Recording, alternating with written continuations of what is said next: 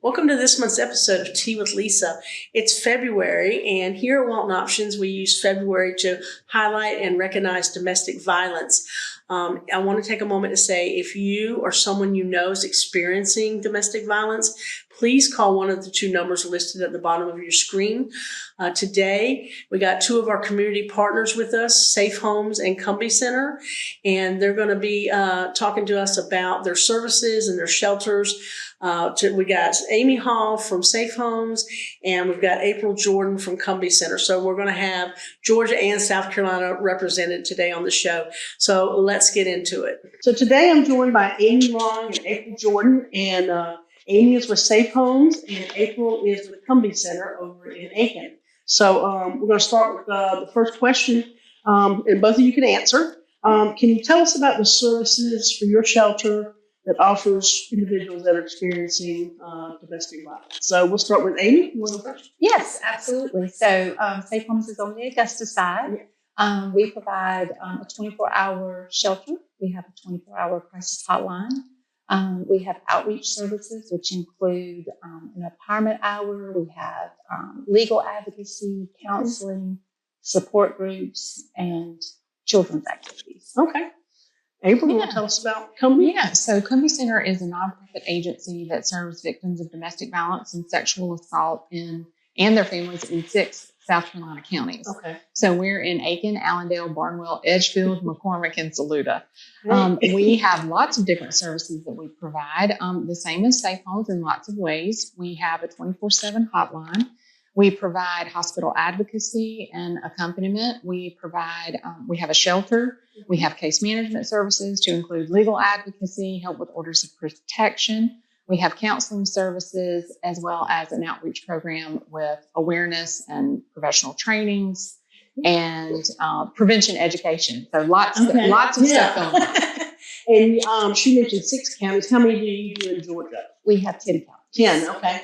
All right, so you got a big coverage area. Yes, we do. Yes. All right, so next we'll do, could you explain the process for someone to access your services from initial contact to receiving support? Can you kind of walk us through that process?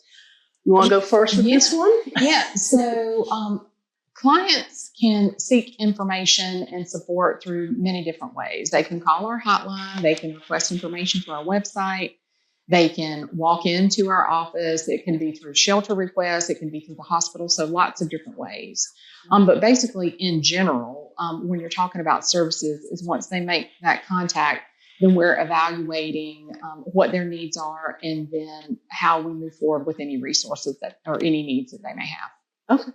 Okay. So it's about the same as with her. So we, again, we're all on social media and Twitter, and we get actually a lot of referrals from law enforcement as well as DFACs and other third parties. Okay. And then again, they can call our crisis hotline. That's 24 hours, and then we start the whole assessment process to figure out if they need to come into shelter or if they need more outreach services. Mm-hmm. Now, I know you mentioned domestic violence and sexual assault. Yes. Do y'all do the sexual assault stuff, or you kind of partner with rape crisis? We partner with rape crisis. Okay, so that's a little bit different. So I know y'all don't have. Do y'all do rape crisis too, right? We do. So we are the rape crisis center for these 6 counties. But even in South Carolina, the different counties are set up differently. Yeah. Some are dual agencies like us, and some are set up like SafeHomes. Oh, okay. All right. So how can individuals or families that need your services reach out to you? What should they expect during their first encounter? Like, what does that look like? Amy, you want to take this first? Yes, so absolutely. So just like we were saying, they can call our 24-hour crisis hotline. Mm-hmm. During that time, we do an assessment with them, trying to figure out, what their needs are.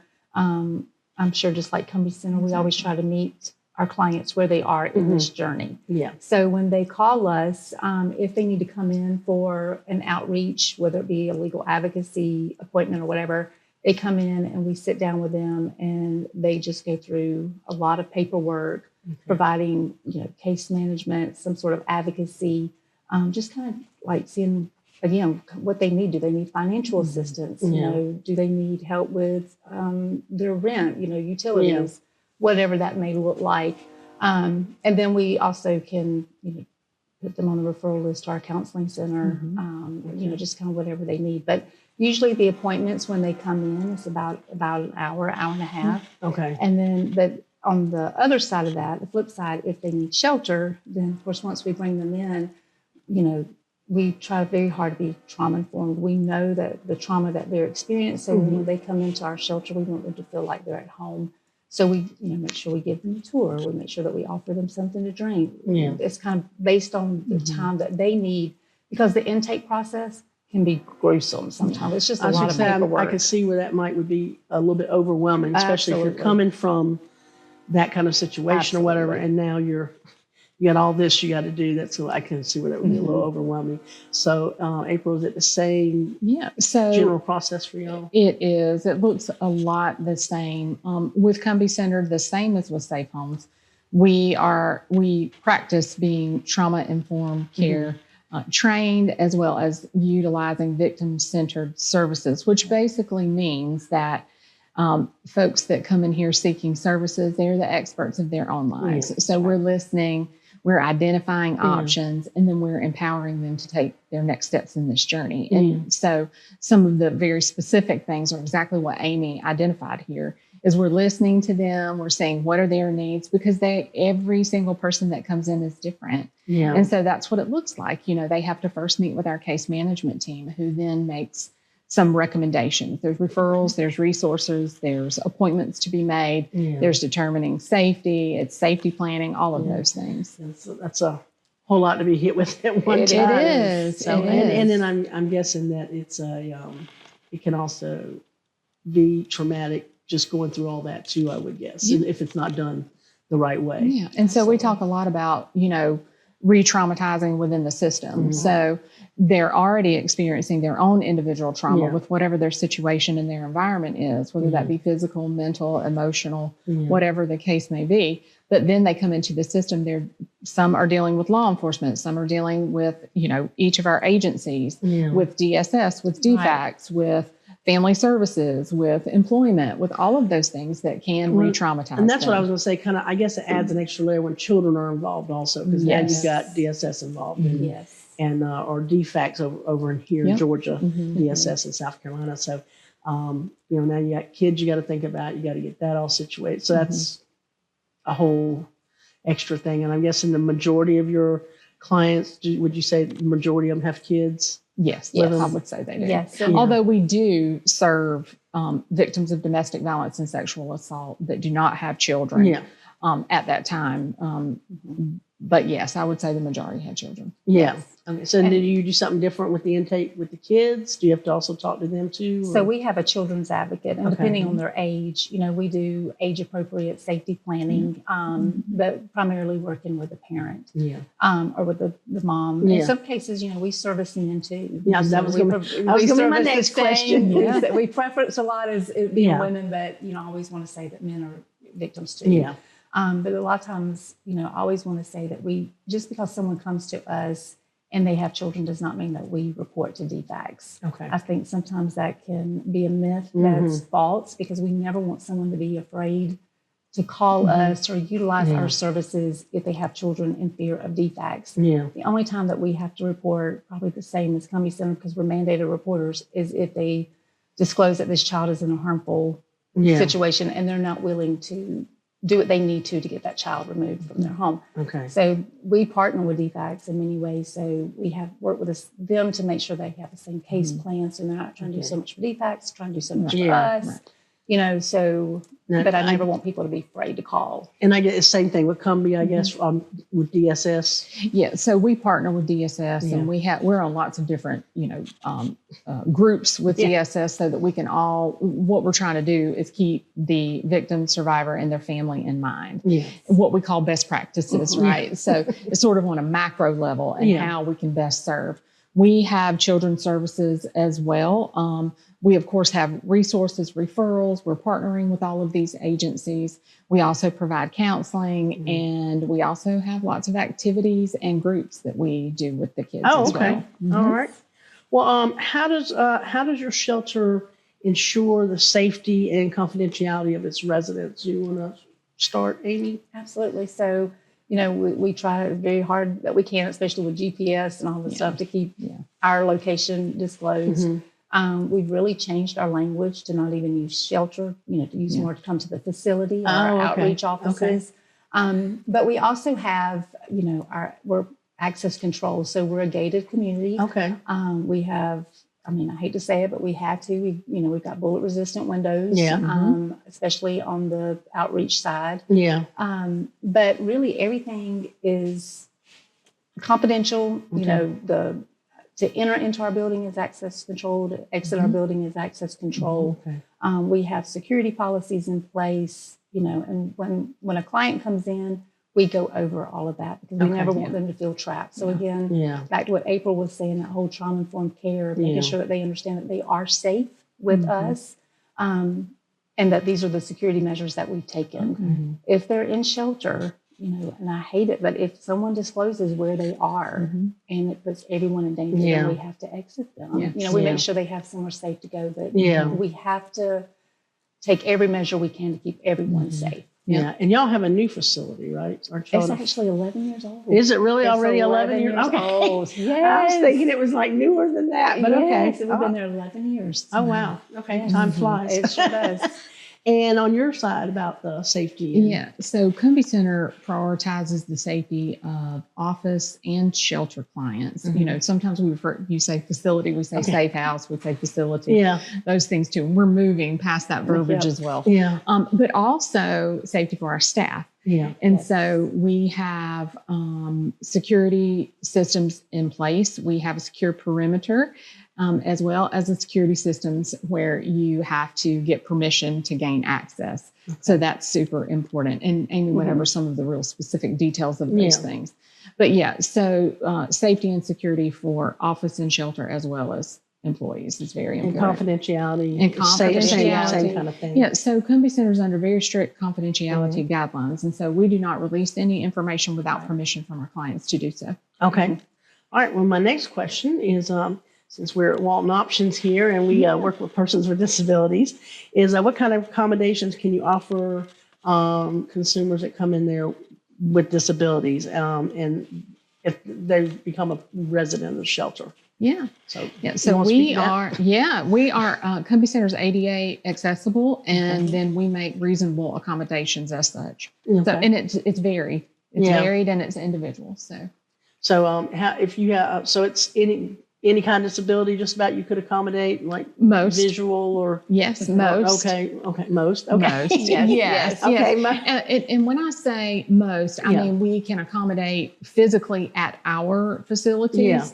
But if we can't, we can make reasonable accommodations to pull in some other resources so that we can give them services. So like if you had someone coming in that's hearing impaired, you could get somebody in there that could interpret. Okay. We sure do. And we have those folks on board, languages and language barriers too. Okay. Yeah. All right.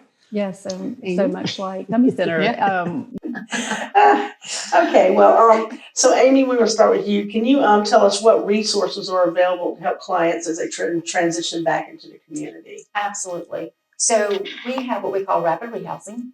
We can help a client, whether they're outreach or whether they've been residential, if they need our rapid rehousing program, is where we can follow up with them for a year and provide any kind of resources to barriers they may have, whether it be financial assistance with their rent, their utilities, their childcare, again, transportation. Through our workforce development, we can, I love this program because we can actually help clients we partner with Training for Life. So they can do CNA classes, phlebotomy, and then we pay for that and any kind of resources that they may need to attend those classes. But again, I think transportation, I forgot. Housing, yes. Family services. Yes.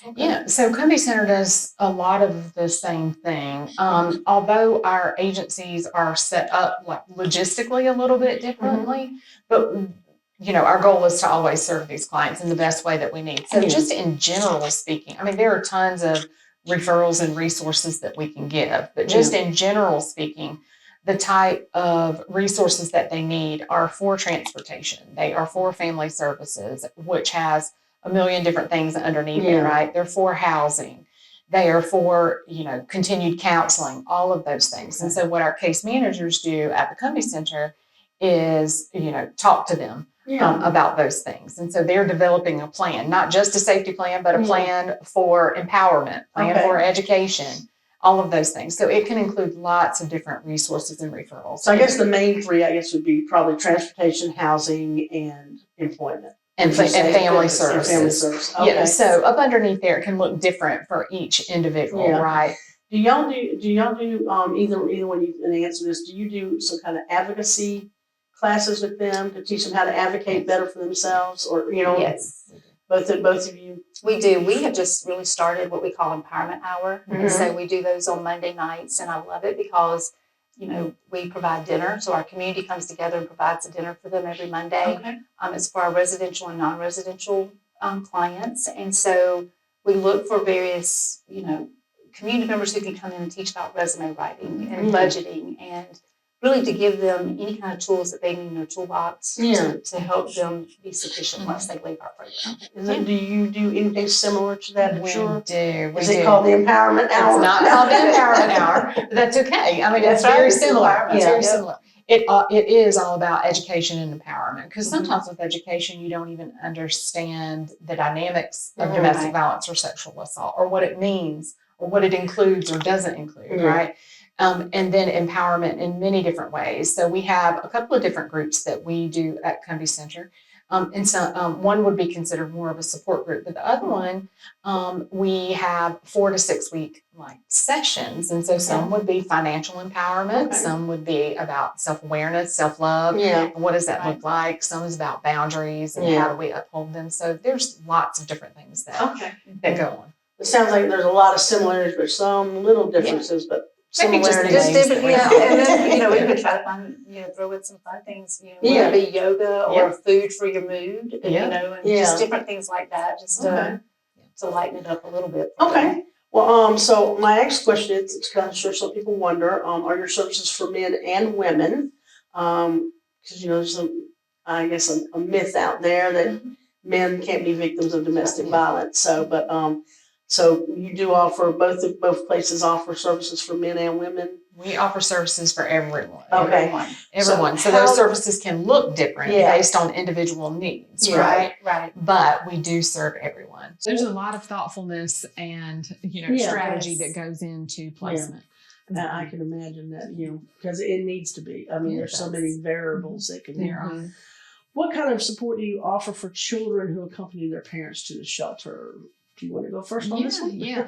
So like we said before, we have a lot of different services for children. We offer, of course, resources and referrals, and we have to pull in others, partnering agencies as well as sister agencies sometimes to get some information. But we do offer counseling for children, and we also offer activities and groups. Okay. Yeah, same thing. So we do the counseling support groups. And then, just like Cumbee Center, we do a lot of activities, even this Friday night, trying to give an alternate for, Valentine's Day. And so we do even cooking with mom. So we'll do little sessions. My children's advocate will work, with the mom and do just different activities so mom can, rebond with the child. But then we also invite our outreach clients as well. Well, so I've got a question about schools. So how does that work when they come in with schools?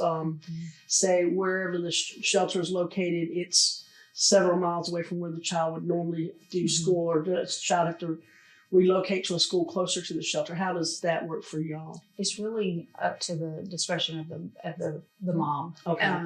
We have, the yellow bus comes right in front of our facility and picks that child up. Okay. Also with the McKinney-Vito Act, we can make sure that the child can stay within the school. We work with the social workers at the school to make sure that those kids are safe. Then we provide that transportation to that school if the bus will not come to pick them up. Okay. So really it's up to the parent, to the mom. Yeah. Same thing. Exact same thing for Cumbee Center. Yeah. And so, it's up to the client, it's up to the victim to determine, whether or not that kid stays in the same school or needs to be relocated.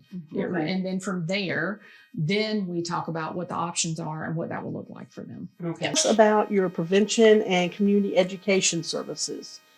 We'll start with you, Ann. Okay. Yeah, thank you. So Cumbee Center has an outreach department area at our office, and we do a lot of professional trainings for other professionals that work within our field, such as law enforcement, medical staff, partner agencies. But we also do a lot of presentations just out in the community with other businesses, with churches, with school groups, with staff at schools. So there are a lot of different presentations, and the whole idea behind these presentations is not only to talk about Cumbee Center services, but also to educate about the dynamics of domestic violence and sexual assault. The complexities of these topics are just astounding, and it's a lot of information to give. And it's very important because this education speaks directly to being proactive, right? To teaching about the precursors to all of these things that help people. And same exact thing. And, one example I can give is I'm fixing to do one, violence in the workplace. And, again, it's about the education of domestic violence, the effects and what businesses can even look for. One example I give is, if you've got an employee coming and it's the middle of June and they've got on a long sleeve turtleneck, that might be an indication, or, if they're being harassed at work, the documentation. So there's a lot of different things for HR, human resources, again, for that proactive and the education piece. Yeah, and so it's not just helping agencies, That's right. but it's businesses. Yeah, so businesses. we're talking about what we know when we're talking about statistics with 1 in 3 women are victims of domestic violence. Chances are, if you're going out to a business, right, and we're going to make this simple. If there's 21, employees, easy math. If there's 21 women on board, then chances are 7 of them have or will experience domestic violence. So, the person sitting next to you might be the one that needs to hear this. So it's super important for us to be out there educating, even with just the simple definitions of what it is and what it is not. So the more people you reach, the Yes. better it is, Yes. especially starting with teenagers probably. And Yes, they can start younger than we start younger. We start in early elementary years. Okay. We do puppet shows that talk about the different things, but also, like for the younger elementary, how to be a good friend, but what does also a good friend to you look like? Right? Then we're talking about self-awareness. We're talking about self-love, defining boundaries. What does that look like? And then following through with them, right? And then red flags, like things like that. So it's all a part of community education. And the presentations that we do, they're age appropriate, depending on who we're going through. So I'm guessing same thing with SafeHomes. You kind of do the exact same thing. Okay. Mm-hmm. Okay. So what opportunities do you offer for volunteers or community members that want to help out and support the shelter's mission? Okay. So with Cumbee Center's mission, there are multiple things that fall under our formal mission. But we offer many ways to participate, obviously as a donor with in-kind donations, things like that. But we also offer our specific volunteer program. And so volunteer opportunities include office volunteer, shelter volunteer, community events volunteer, and hospital on-call volunteer, which is 24 hours a day. Okay. But we also have opportunities for group projects to come in. We have opportunities for folks to do things that are sort of outside of your regular, scope that you're thinking that it could be. So we have lots of different opportunities. We have a pretty stiff volunteer training program for most of those pieces. And so we're always looking for folks who have a passion to help others. Do they need some kind of background check too? Oh, yes. Yes. I would We hope. have several background checks that we do. Okay. Yes. Okay. Not just one, but several. Okay. And the same thing is, fundraising events, office.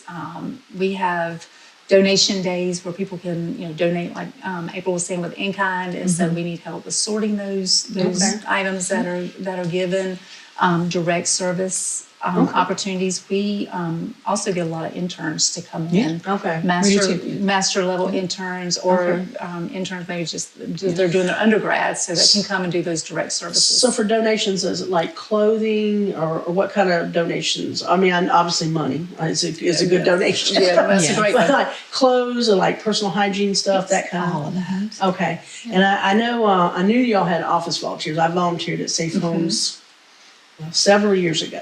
Yes, Many years ago. Years ago. Yeah, and so answering phones and just kind of doing, I guess, like get general information and have someone call them back. But Yes.